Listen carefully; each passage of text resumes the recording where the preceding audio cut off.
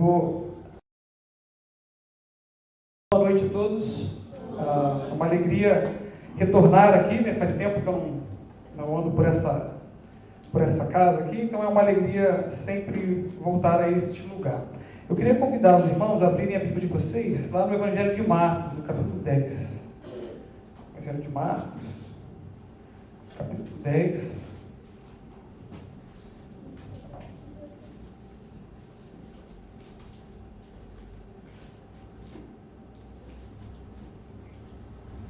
Texto muito conhecido. Certamente os irmãos já ouviram desse texto, ou já ouviram pregações acerca desse texto. Capítulo 10, verso 17. Eu queria que os irmãos acompanhassem a leitura com atenção, é um tanto quanto longo, mas que os irmãos possam se atentar para aquilo que será dito e não percam a atenção do texto. O texto diz assim, Marcos 10, 17 ao 31. Quando Jesus ia saindo, um homem correu em sua direção e se pôs de joelhos diante dele. Ele perguntou: Bom mestre, que farei para herdar a vida eterna? Respondeu-lhe Jesus: Por que você me chama de bom? Ninguém é bom, a não ser um, que é Deus.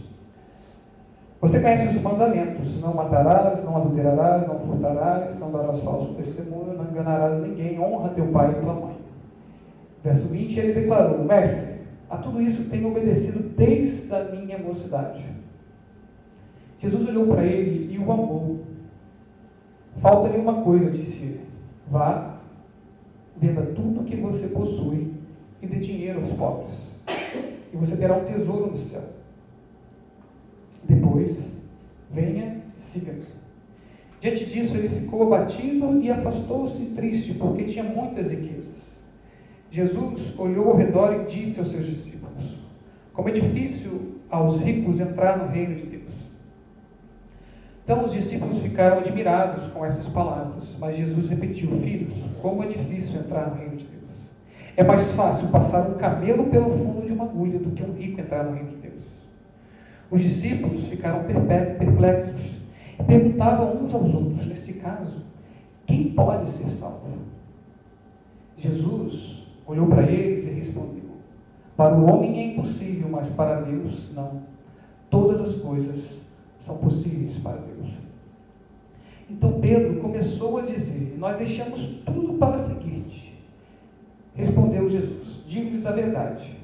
Ninguém que tenha deixado casa, irmãos, irmãs, mãe, pai, filhos ou campos por causa de mim e do Evangelho, deixará de receber 100 vezes mais, já no tempo presente, casas, irmãos, irmãs, mães, filhos e campos, e com ele perseguição, e na era futura a vida eterna.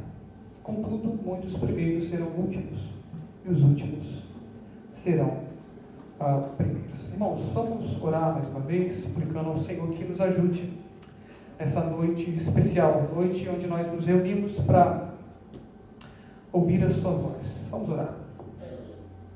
Ó Deus, aqui estamos porque reconhecemos que sem a sua direção, sem a tua palavra, sem a sua voz, nós não podemos sequer, Deus, dar um passo na nossa vida. Ó Deus, teu povo se reúne, não por mera conveniência social, não porque é legal estar aqui em algum lugar no domingo à noite, onde muitas pessoas se encontram sem nada para fazer, mas estamos aqui, Senhor, porque reconhecemos que precisamos da sua direção, reconhecemos que precisamos da tua santa instrução, reconhecemos que somos o teu povo e porque nós somos o teu povo, nós precisamos ouvir a tua voz. Por isso, Senhor, nos ilumina para compreender a tua palavra. Nos ilumina, Senhor, para que a tua palavra venha fazer efeito em nós, para que ela venha nos tornar verdadeiros discípulos de Cristo, para que ela nos venha transformar, ó Senhor, mudar o nosso ser, venha trazer ânimo, vigor, restauração, alegria para aqueles que estão tristes. Ó Senhor, que a tua palavra venha fazer o efeito para qual ela foi enviada. Essa é a nossa oração, em nome de Cristo Jesus. Irmãos, a vida cristã, se a gente pudesse separar, ou dividir, ou elucidar uma grade curricular, os tópicos da vida cristã, principalmente para aqueles que instruem a igreja, a gente poderia dividir pelo menos em 4 Ds.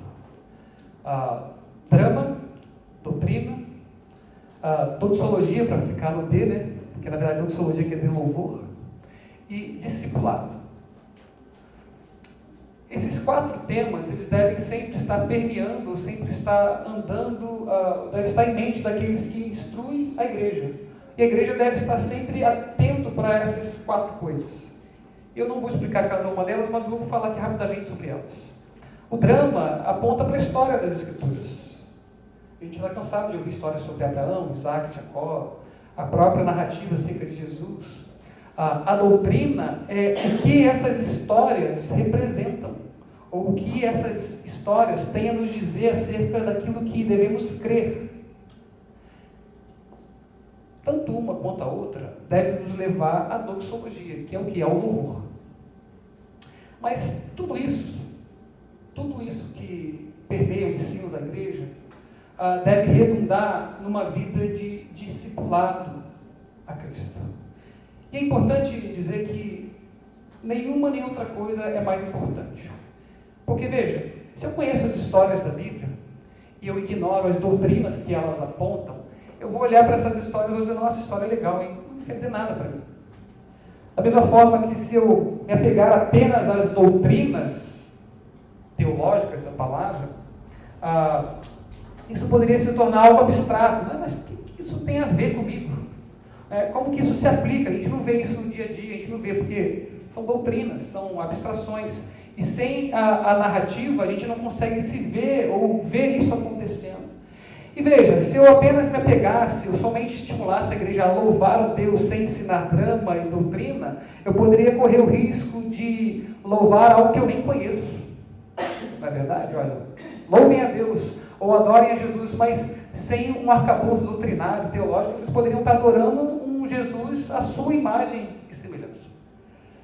Mas veja, tudo isso, e eu estou fazendo esse rodeio porque a gente falou muito sobre a doutrina da justificação, ou tomar Cristo como a nossa única justiça, deve redundar numa vida prática de discipulado. Ou seja, tudo isso não é meramente abstrações teológicas ou meramente coisas que nós acumulamos de informação no nosso dia a dia, semanalmente, anualmente na igreja. Isso tudo deve redundar em, sim, discipulado. Ou seja, da minha caminhada, da minha vida com Cristo.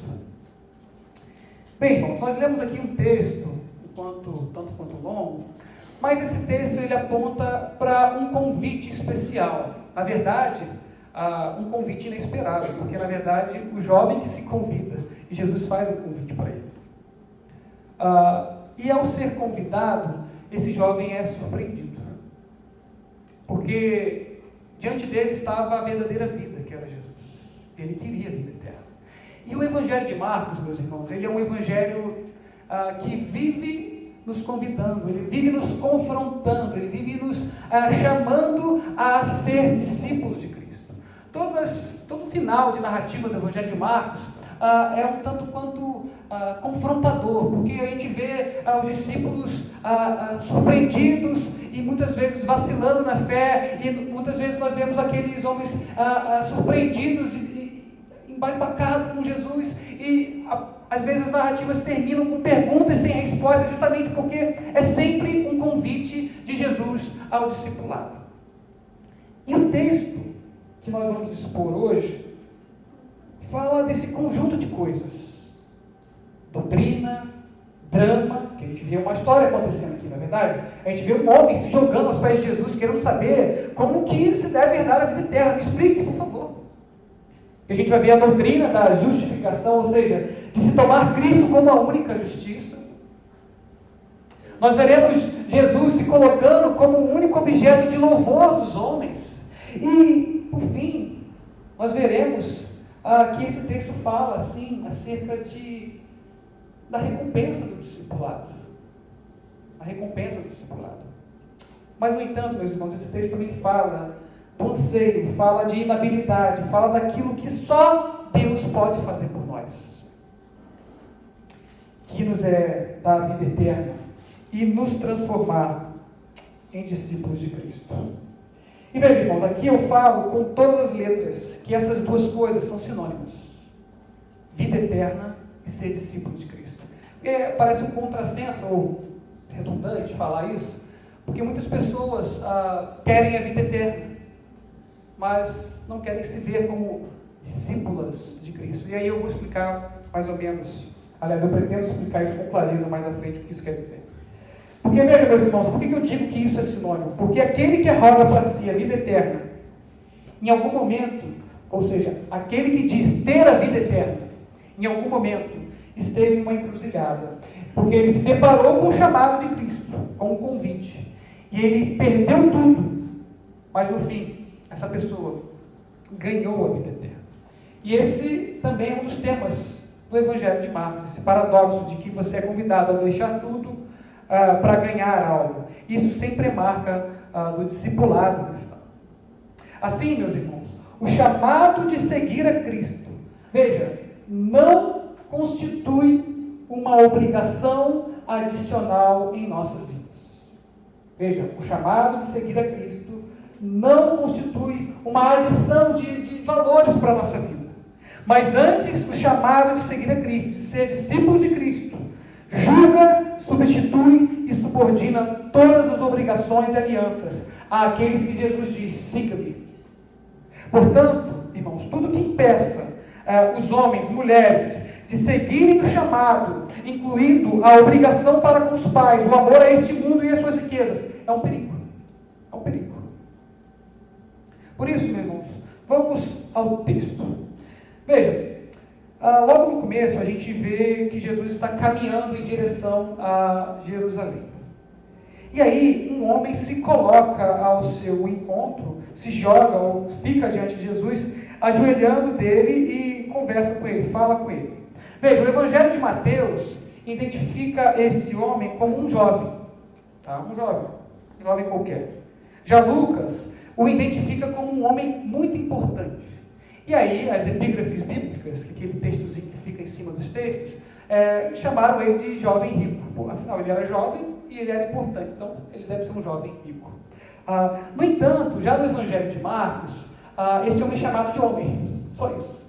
Isso para contextualizar e universalizar a descrição, a aplicabilidade dessa história para todos os homens e mulheres que então se encontram com Jesus. E veja, a descrição feita por Marcos é a mais dramática dos três evangelhos. É a mais dramática, ela é a mais detalhada. Não porque dizem que esse evangelho foi ditado por Pedro, e Pedro provavelmente estava lá e viu o que aconteceu. Mas nela fica claro o desejo do homem de receber uma resposta para a sua inquietação. Porque veja, afinal, se ele não estivesse inquieto, ele jamais se jogaria, se lançaria aos pés de Jesus. Porque veja, somente uma pessoa perturbada ou inquieta se lança aos pés da outra. Se lança, se joga. Esse era o tamanho do problema que estava borbulhando dentro desse homem. E a pergunta que tanto perturbava ele era a pergunta que eu considero a pergunta do show do milhão, aquela pergunta de R$1 milhão. Tá? A pergunta que todo homem, toda mulher faz pelo menos uma vez na vida. O que farei para herdar a vida eterna? É aquela pergunta que todo mundo já se fez. Nossa, se existe uma vida eterna, se existe vida após a morte, se eu terei que me deparar com um Deus santo, justo e verdadeiro, o que eu devo fazer para encarar isso? Essa era aquele vulcão que estava dentro daquele homem. Mas veja, para a gente entender mais ou menos o que está acontecendo aqui, a gente precisa entender que esse homem provavelmente era um fariseu. E ele tem um conceito de vida eterna. Tá? A gente tem que lembrar que as palavras têm conceitos próprios. No entanto, elas vão ter diferença quando aqueles que pronunciam falam essas palavras. Então a gente precisa entender o que esse homem entende por vida eterna. Já que ele era um fariseu, provavelmente o conceito de vida eterna dele, irmãos, se encontra lá em Daniel 12:2, que é o conceito que a gente tem. Quando a gente morrer, a gente vai ter que se deparar agora com um Deus justo. E os justos, lá em Daniel 2, despertarão para a vida eterna. E os injustos sofrerão a penalidade eterna. Em suma, o que esse jovem queria saber era justamente isso. O que eu devo fazer para me tornar participante da salvação dos filhos do tempo? O que tirava a paz daquele homem era ter que se deparar com Deus nos últimos dias. E ele entendia, como a grande maioria das pessoas entendem, que as suas ações presentes refletiriam o modo de como ele seria encarado por esse Deus justo. Ele entendia que você deveria aumentar a sua conta de méritos para ter que se deparar com esse Deus agora no fim da vida. Ele queria então ter a certeza que estava no caminho certo. E veja,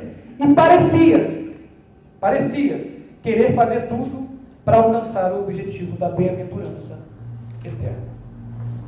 E aí, quanto à designação desse jovem, que ele usa para Jesus, ele o faz de modo muito acertado, porque ele chama Jesus de bom mestre. Ele não está falando uma coisa errada, pois Jesus era sim bom e era mestre também, obviamente. Reconhecer isso era saber que Jesus era um profeta enviado por Deus e falava com autoridade da parte do Senhor. No entanto, irmãos, como a gente vai ver no texto, Jesus não fica satisfeito com esse elogio. Jesus não está por satisfeito com a qualificação do rapaz.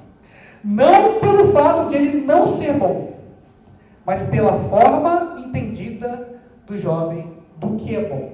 E aí, a gente deve parar para pensar de como a gente usa palavras sem que elas tenham a conotação correta, né? Jesus, que sondava o coração, ele sabe o que esse jovem entende por bom. Daí, irmãos, que é importante a gente não só ficar repetindo palavras, que é um ensino básico, tá? Só abrir um parêntese. Quando a gente fala das coisas de Deus, é bom a gente ter clareza naquilo que a gente fala, e entendimento naquilo que a gente fala. Jesus era bom sim, mas ele não aceita o elogio, porque ele entendia que esse rapaz estava usando a palavra bom de um termo, de uma forma um tanto quanto errada. E aí o verso, olho na Bíblia, Jesus responde: por que você me chama de bom? Ninguém é bom, a não ser um, que é Deus. Oxe, estranho, né? Será que Jesus, por meio dessas palavras, então, está renunciando à bondade divina? Afinal, ele era Deus? E claro que não, né, irmãos? Como eu disse, ao que parece, Jesus não quer censurá-lo por considerar a sua pessoa boa. Mas Jesus quer levá-lo a entender que aquilo que ele considera bom está longe de ser o que Deus considera bom. Veja, Jesus não está renunciando à sua bondade aqui, mas ele sabia que aquilo que aquele rapaz considerava bom era algo meio que deturpado, né? Então Jesus, ele que sonda o coração e conhece de fato as intenções e os conteúdos verdadeiros da palavra, Jesus sonda e diz: olha, por que você está me chamando de bom? Não está me chamando de bom de fato, no sentido pleno da palavra. Veja, o jovem via Jesus como um bom homem, e apenas isso. Assim como ele também era. Esse é o ponto. Ele via Jesus como um homem bom, assim como esse jovem também se considerava bom, como a gente vai ver no texto daqui a pouco. Jesus está dizendo que o jovem não está concebendo a bondade de maneira adequada. Pois, como veremos, ele está reduzindo o termo bondade a apenas obras humanas, a virtudes humanas, a benfeitorias humanas, a obras. E veja, se esse jovem, que eles prestassem atenção, acreditasse realmente que Jesus era bom, de todo o seu coração, no sentido mais elevado do termo, ele teria obedecido prontamente a ordem dada por Jesus nos versos 21 e 22. E veja, essa mesma superficialidade de bondade fica evidente quando esse jovem, no verso 20, ele faz a apreciação de si próprio. Olha, eu faço um monte de coisa boa também. E aqui, irmãos, fica evidente o padrão de Deus quanto à bondade, quanto é elevada a bondade, como a bondade de Deus, como Deus vê realmente a bondade, que é a sua lei.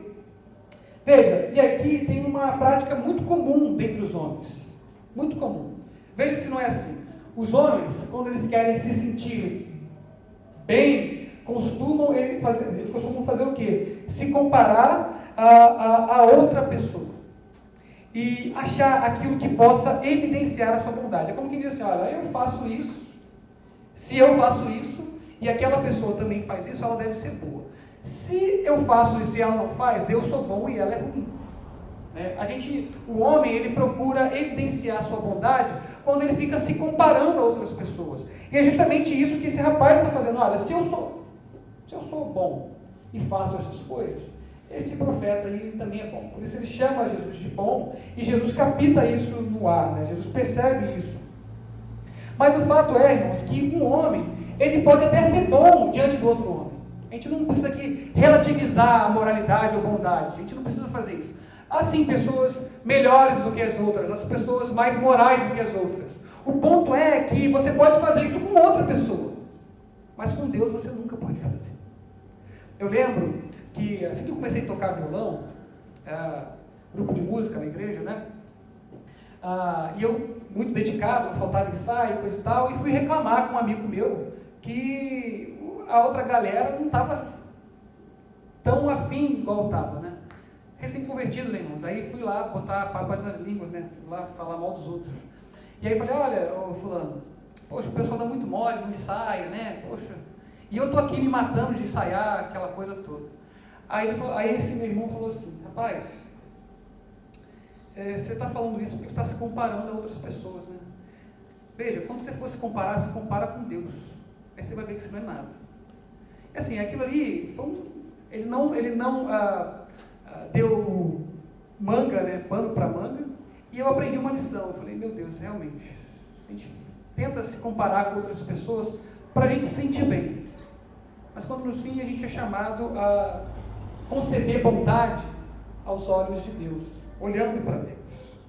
Jesus então censura justamente essa tentativa de nivelar a bondade divina a características humanas, que são sempre manchadas de vanglória e egoísmo.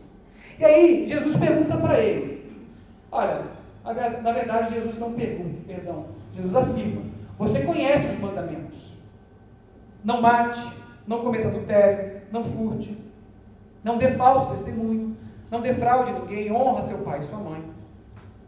E aí a gente vê Jesus cercando o coração do homem, desse homem com verdades, com as verdades de Deus. E agora parece responder a pergunta desse rapaz. No entanto, quando Jesus vai responder essa pergunta, ele apresenta a lei, e mais especificamente a segunda tábua da lei, que trata do convívio dos homens entre os homens. A primeira tábua da lei, como vocês sabem, até o quarto mandamento fala do nosso relacionamento com Deus. A segunda tábua, do quinto mandamento ao 10º, fala do convívio entre os homens, da ética divina, a ética que nós devemos ter uns com os outros. E Jesus, então, apresenta a segunda tábua da lei para esse rapaz. E aqui muitos se perguntam por que Jesus não incluiu a primeira tábua da lei. E a resposta é muito simples, irmãos. A gente vê isso lá na carta de João, quando ele diz assim, aquele que não ama o seu irmão, a quem viu, não pode amar a Deus a quem nunca viu.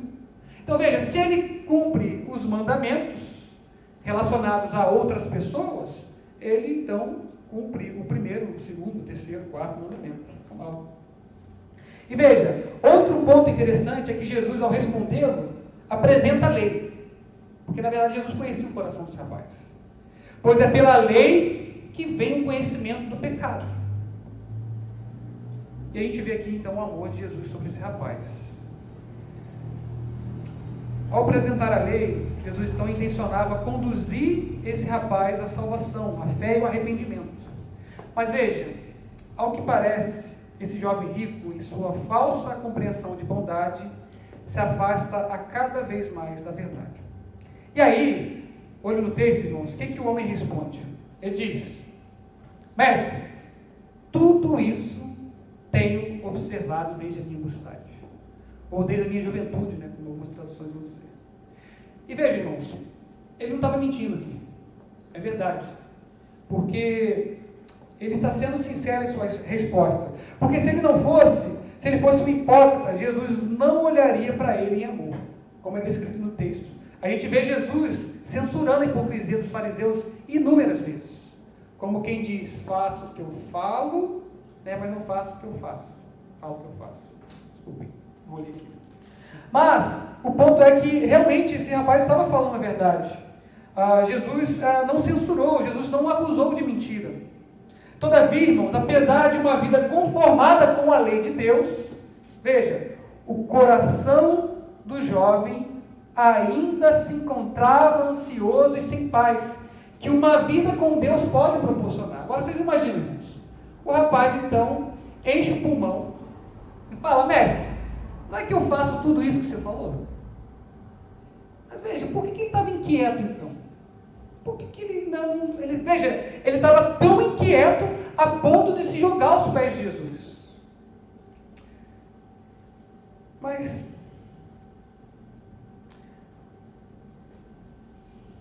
isso fica muito claro ainda, irmãos, no Evangelho de Mateus, quando ele pergunta assim, veja, o que ainda me falta? Ora, se ele honrava seu pai e a sua mãe, não defraudava ninguém, não cometia adultério e outros pecados a mais, qual seria o motivo de tanta inquietação? O ponto é que ele quer dizer o seguinte: mestre, que ato bom, adicional, além dos muitos que eu faço, eu preciso fazer? É isso que ele está perguntando, mestre. O que eu faço a mais? Eu sou tão bom. Agora me fala, está faltando alguma coisa, me diz aí o que eu preciso fazer. Aqui, irmãos, fica evidente que uma religião que se baseia em atos moralistas, em obras, não pode aquietar o nosso coração. Não pode trazer paz para a nossa vida. Não pode trazer a paz com Deus. Por isso, esse desejo inquietante de acrescentar méritos a si próprio que esse jovem tinha. Veja, eu não estou dizendo que a lei é má, pelo contrário, nós sabemos que a lei é boa. O problema é que como fazemos o uso dela. Tentar se justificar por meio dela é pura presunção. É pura presunção. E jamais será possível, pois as nossas intenções, ao fazê-las, ou seja, ao cumprir a lei, os mandamentos, embora sejam visivelmente reais e bons, eles nunca são puros o suficiente. Veja, meus irmãos, pense num marido, por exemplo, que se mata de trabalhar. Se mata de trabalhar e se nega, ou nega o bom convívio com a sua família. Mas veja, ele faz tudo isso. Veja, é louvável ele trabalhar muito, mas ele faz isso para ser reconhecido pela sociedade, por suas virtudes. Ou seja, ele consegue pegar coisas boas, fazer uma coisa muito boa, mas com uma intenção muito ruim. Por exemplo, pense por que você, quando é fechado no carro, você não desce um pedaço de pau e quebra o carro do cara que fechou você na sua frente. Por que você não faz isso? Porque você honra a Deus? Veja, meus irmãos, nós fazemos ou deixamos de fazer coisas erradas porque muitas vezes nós tememos os homens, a represália da lei, e muitas vezes nós nem concebemos a própria lei de Deus. Aqui, irmãos, fica claro a nossa hipócrita capacidade de se conformar à lei, mesmo tendo ela longe do nosso coração. E esse jovem fazia justamente isso. Ele tinha uma vida ilibada, perfeita, sem mancha aos olhos dos homens. Ele se conformava à lei, ele estava todo domingo à igreja, ele honrava os seus pais, ele era provavelmente um empresário, ele não defraudava ninguém. Ilibado, conformado à lei, no entanto, de uma forma exterior, tendo essa lei longe do seu coração. E aí o verso seguinte diz o seguinte, olha, Jesus, olhando para ele com amor, disse: só uma coisa falta a você, vá então, venda tudo que você tem, dê o dinheiro aos pobres e você terá um tesouro no céu, depois vem ensina. E veja, o fato de Jesus ter olhado para ele com amor pode significar duas coisas. Primeiro, Jesus o amou porque ele não caiu em pecados grosseiros, provavelmente porque Jesus amava a lei de Deus, provavelmente aqui ele está o amando porque esse jovem realmente não caiu em pecados grosseiros e foi na melhor fonte possível para a resolução do seu problema. E segundo, ele se compadeceu e teve piedade com o homem, justamente pelo motivo porque ele recomendou o que esse homem deveria fazer. Daí, porque Jesus o amou. E o que acontece em seguida, irmãos? É uma espécie de amputação. Seria um ato de amor, seria um destronamento de um amado rei, seria como uma palmada pai que ama o seu filho arteiro. Veja, Jesus não concorda com aquilo que o jovem rico pensava sobre a vida eterna, e muito menos com a lei. Por isso, Jesus então sonda o mais íntimo do seu coração, e ele faz isso de uma forma onde a aparência ou a performance não consegue esconder o que está lá. Mas veja, para esse jovem, meus irmãos, suprir essa carência era uma questão de adição, de fazer algo a mais, de acrescentar mais uma pérola em sua coroa. Mas como veremos a seguir a resposta de Jesus, Cristo, ele não propõe mais algo, ele propõe uma substituição, uma troca, uma pergunta. Quando Jesus diz então, tá bom, você faz isso tudo, então vai lá, vende tudo que você tem, dê o dinheiro aos pobres e você terá um tesouro no céu, e siga-me. James Edwards, ele comenta e argumenta a seguinte coisa em relação a esse texto.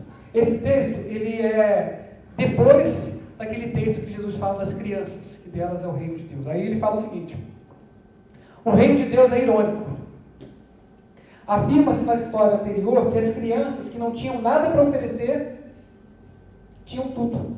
Tinham Deus, sua bênção e seu reino. O homem rico que tinha tudo, arrogava para si mérito sem fim, mas lhe faltava algo. Veja, a riqueza desse homem era o seu Deus.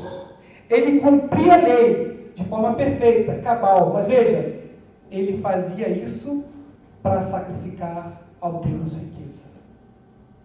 Ele fazia coisas de crente, ele vivia como crente, mas ele fazia isso para satisfazer, para ser um seguidor de um outro Deus. E aí Jesus diz, vai vendo tudo que tem.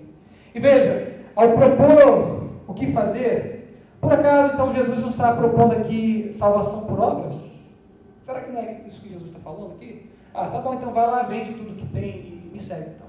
Será que Jesus não está respondendo a pergunta dele com mais uma obra? Parece, né? Mas não é isso. O que Jesus está propondo, irmãos, é justamente o contrário. O que Jesus está dizendo é, vá, venda tudo que você tem por valioso, e veja, e me receba como o seu único bem de valor.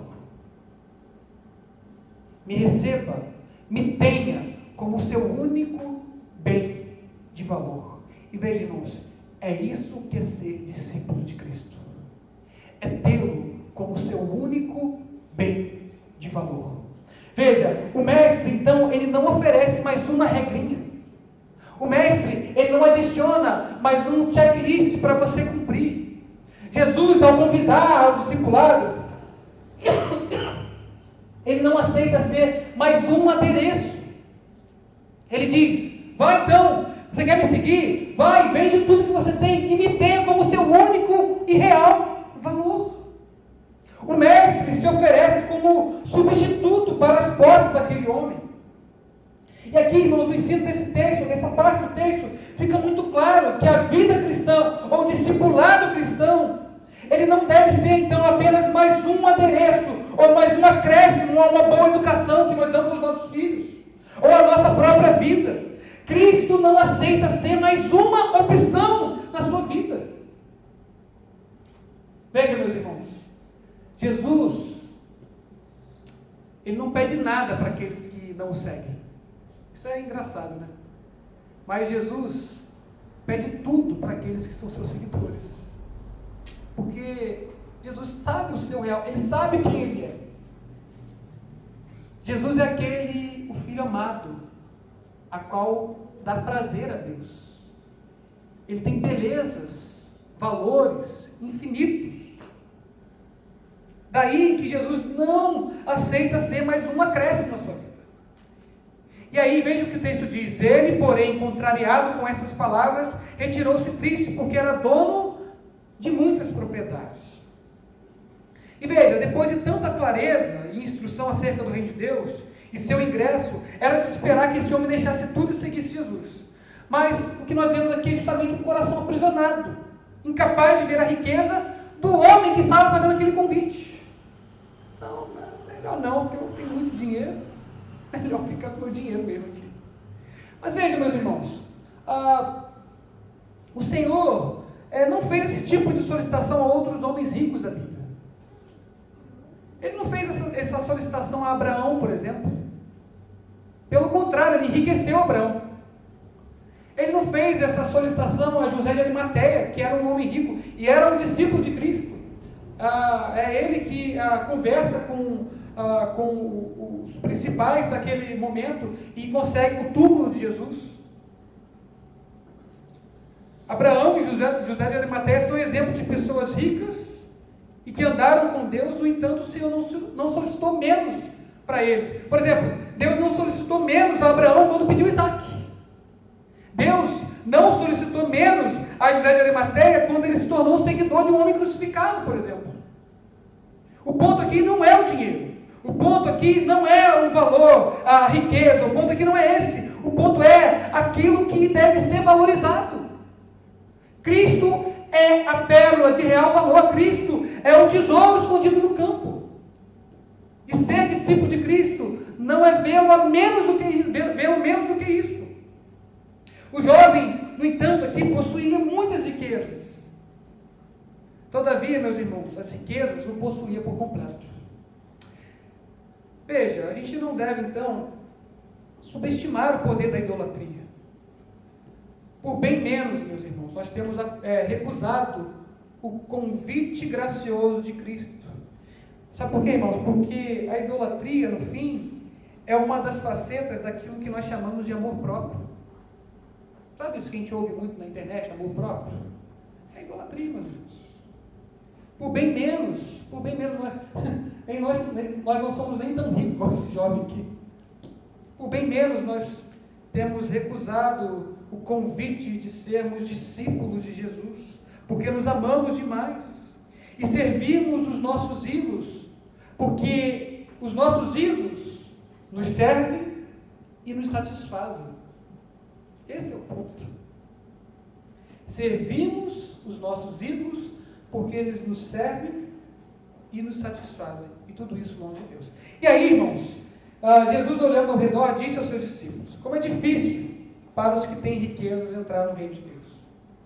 Olha que interessante, aí os discípulos estranharam essas palavras, mas Jesus insistiu e disse para eles: filhos, como é difícil entrar no reino de Deus.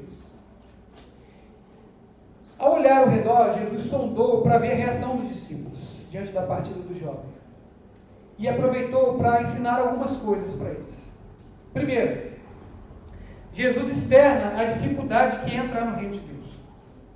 E veja, não somente aos ricos, isso fica claro no versículo seguinte, quando ele diz: como é difícil entrar no reino de Deus. Para os ricos é difícil, mas também é difícil entrar no reino de Deus. Isso se dá justamente por causa da falsa compreensão que os discípulos tinham acerca da riqueza e da natureza escravizadora da idolatria e do pecado. Veja, é difícil entrar no reino dos céus? Sim. Tão difícil que para um homem rico é impossível. É impossível. Isso fica claro no verso seguinte. Aí Jesus fala: é mais fácil um camelo. Veja, é mais fácil, que também é impossível, tá? Jesus vai dizer agora.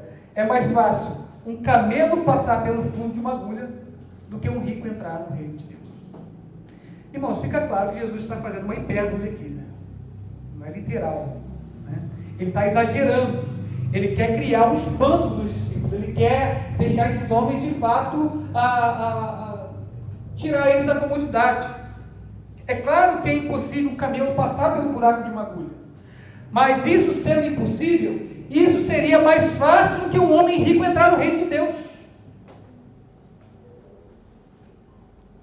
O que Jesus quer dizer é que ainda que um homem rico tenha tamanho poder e prestígio e seja reputado como um homem abençoado, para esse homem é impossível entrar no reino de Deus. Isso não habilita a entrar no reino de Deus, isso não habilita a ser discípulo de Cristo. Aqui, Jesus ele fala em termos absolutos, para deixar claro que a salvação pertence a Deus do começo ao fim.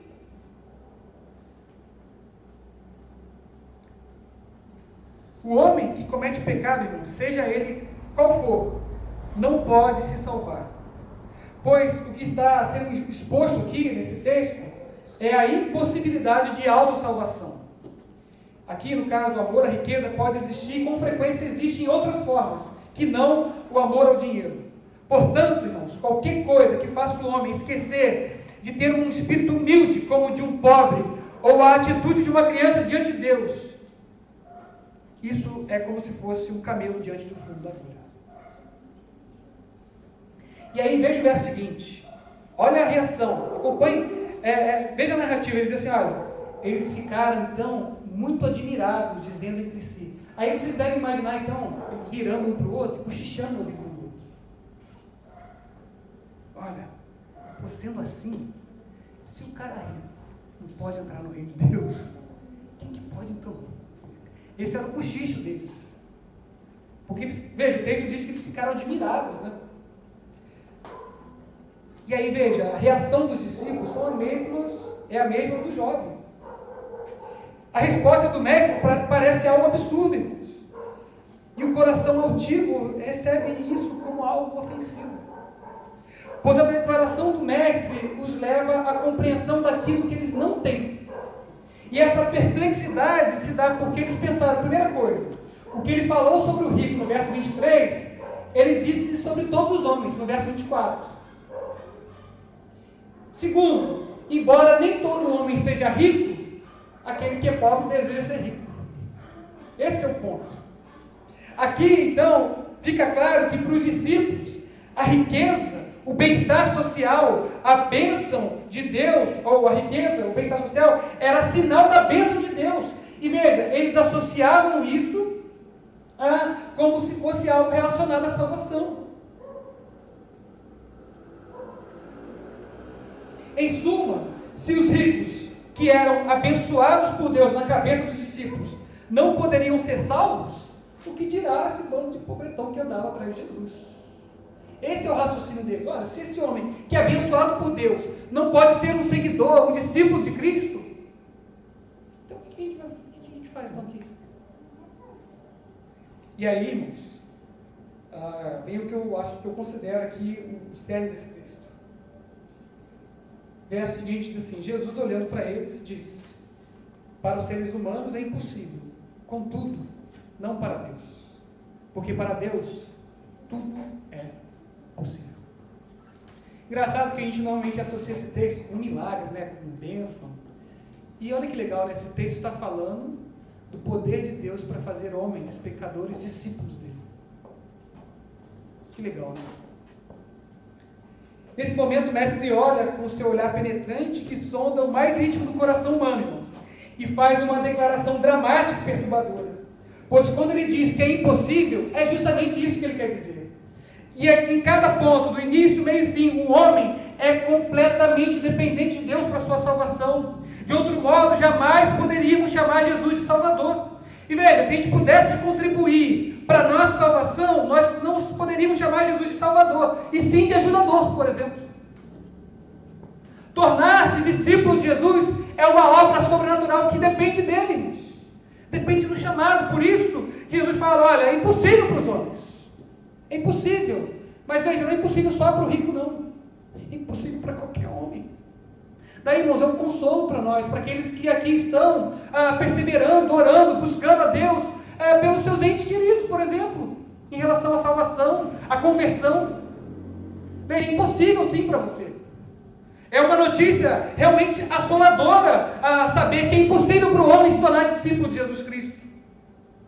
Se Jesus não desse uma saída, seria destruidor para os nossos corações. Mas veja, sim, existe uma saída, e ela não é a gente, ela não é você, é Cristo.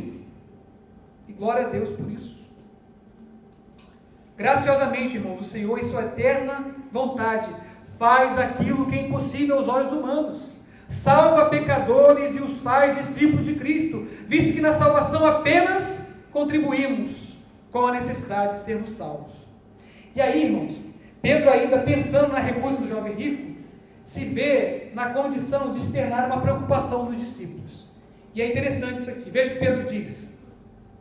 Então Pedro começou a dizer: eis que nós deixamos tudo e seguimos o Senhor. Percebam que aqui a aflição de Pedro é lógica. Porque veja, se é impossível para o homem se salvar, onde está o valor do sacrifício humano, então?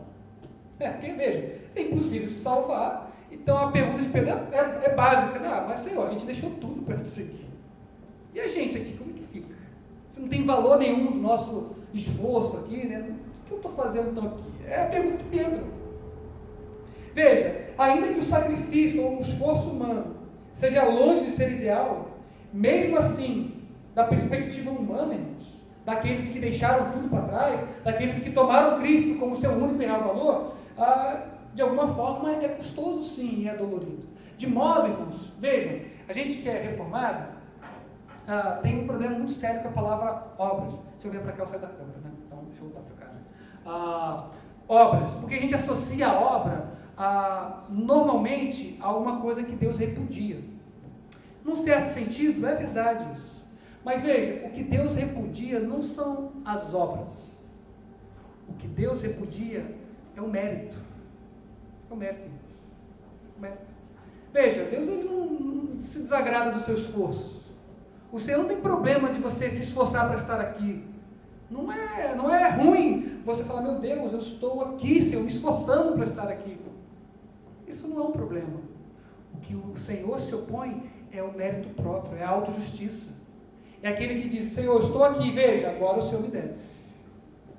É isso que Deus repudia. E o que Pedro está dizendo aqui é justamente isso, Senhor. Eu sei que é impossível para o homem, isso é obra sua. Mas veja, a gente fez sacrifícios. A gente deixou tudo para trás. Ao contrário do jovem rico, que amou a sua riqueza e que se apropriou dela e tomou ela como seu único e real valor, nós deixamos tudo para trás e abraçamos o Senhor como nosso único e real valor na vida. O que a gente ganha, Senhor? Qual é a recompensa disso? Qual é a recompensa do discipulado, irmãos? Aí, irmãos, isso só será uma recompensa para aqueles que são discípulos de Jesus. Vejam, qual é a resposta de Jesus?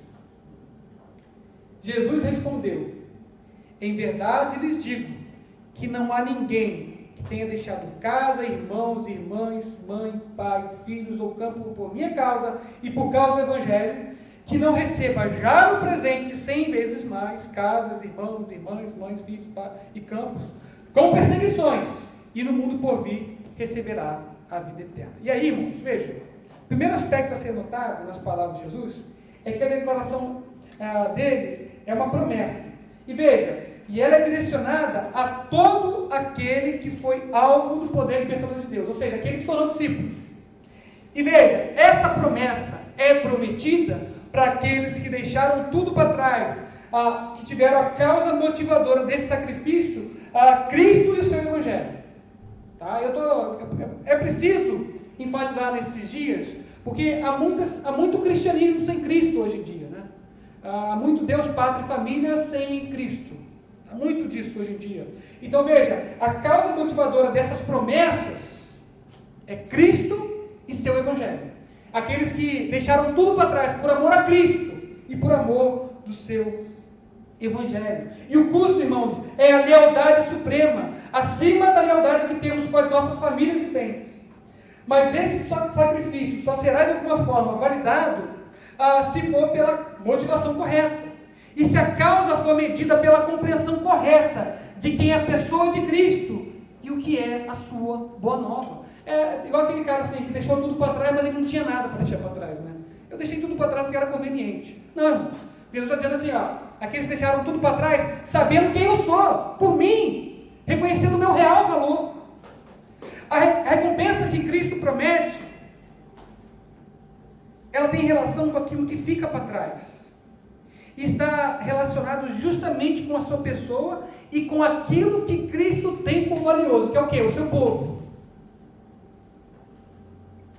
Veja, Jesus ele não promete riqueza, ele promete a mesma coisa que foi deixada para trás, de forma quantitativa e qualitativa.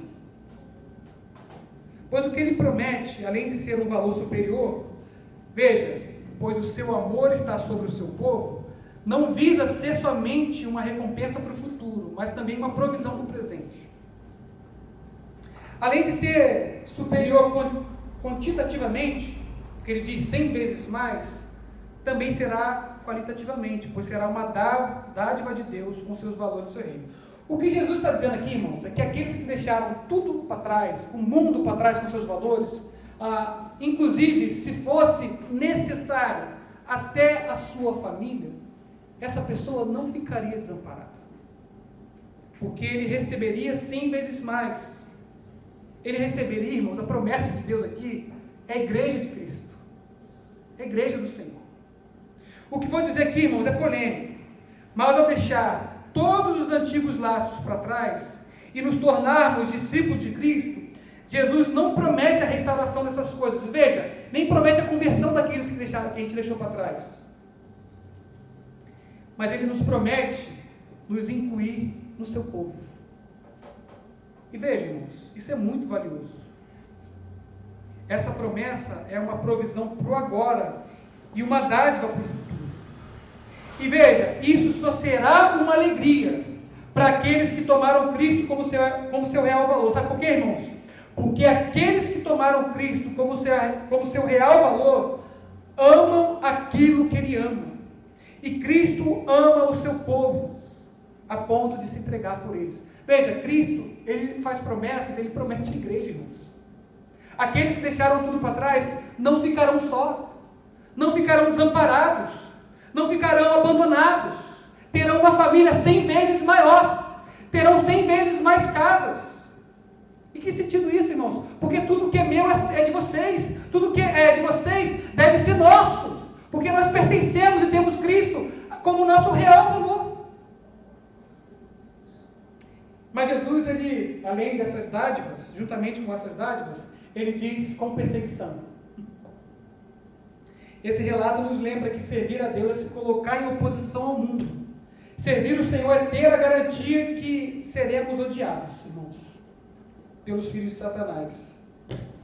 Veja, em uma lista de bênçãos, o aparecimento de um termo negativo nos lembra que a fé cristã não nos exime de sofrimento nesse mundo. Pelo contrário, ela muitas vezes será a causa de nosso sofrimento. E para a congregação de Roma, para quem esse evangelho foi escrito, a perseguição não é sinal do abandono de Deus, por exemplo. Pelo contrário, é consequência natural do exercício da sua fé. Perseguição é algo comum para o crente, irmãos. E aí Jesus conclui: no mundo por vir receberá a vida eterna. Volto a dizer, irmãos, a vida que recebemos de Deus, ao tomar Cristo como nosso único real valor, é um contraste em relação ao mundo, tanto em quantidade quanto em qualidade, com grande ênfase no segundo. Tudo que a gente desfruta aqui nessa vida, coisas como santidade, conhecimento de Deus, a comunhão, a paz, o amor, etc., nos serão revelados e nos será dado de forma plena no porvir. Pois todas as bênçãos que nós recebemos aqui, no meio da igreja, no convívio entre os irmãos, como os discípulos de Cristo, são antegostos da vida eterna e já são frutos dessa vida eterna que nos foi dada. E aí, caminhando para o fim, irmãos, eu penso o seguinte: veja, se a gente não consegue ver grandeza, real valor, beleza, naquilo que a igreja é para nós, irmãos, naquilo que o corpo de Cristo nos proporciona, como um meio onde Deus distribui a sua bênção, cuida de nós, como nós veremos isso na eternidade, meus irmãos? A gente vai ver isso na eternidade. Se a gente não consegue ver, porque veja, essa é a promessa de Jesus: aqueles que deixaram tudo para trás receberão a minha igreja como recompensa, receberão o meu povo, farão parte do meu povo, serão propriedade minha, viverão junto com outros irmãos que me amam também. Se a gente não consegue ver beleza nisso, irmãos, como a gente vai ver isso na eternidade? E aí, irmãos, sabendo que nos tópicos mais evidentes no Evangelho de Marcos é o discipulado, eu concluo esse sermão os exortando da seguinte maneira: no discipulado cristão, não há espaço para autojustiça. Jesus nos chama para tomá-lo como o único valor verdadeiro de nossas vidas. Assim como o jovem rico, você talvez ainda pode ver a vida cristã e as suas implicações como um ato de indulgência. Como é isso? Talvez você venha à igreja, você dê o dízimo, faz aquilo que Deus requer em sua palavra, mas faz isso apenas para expiar algum tipo de pecado que você cometeu durante a semana. Olha, eu preciso vir na igreja porque eu, sei lá, xinguei meu colega de sala, ou eu xinguei internamente meu patrão. E aí agora eu preciso de penitência. Eu pago.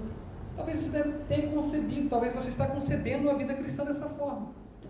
Você está pegando atitudes, aquilo que Deus requer na sua palavra, e transformando isso numa ofensa contra Deus. Você consegue transformar a lei em algo ruim. Porque você está pervertendo a lei de Deus e tomando ela como seu valor.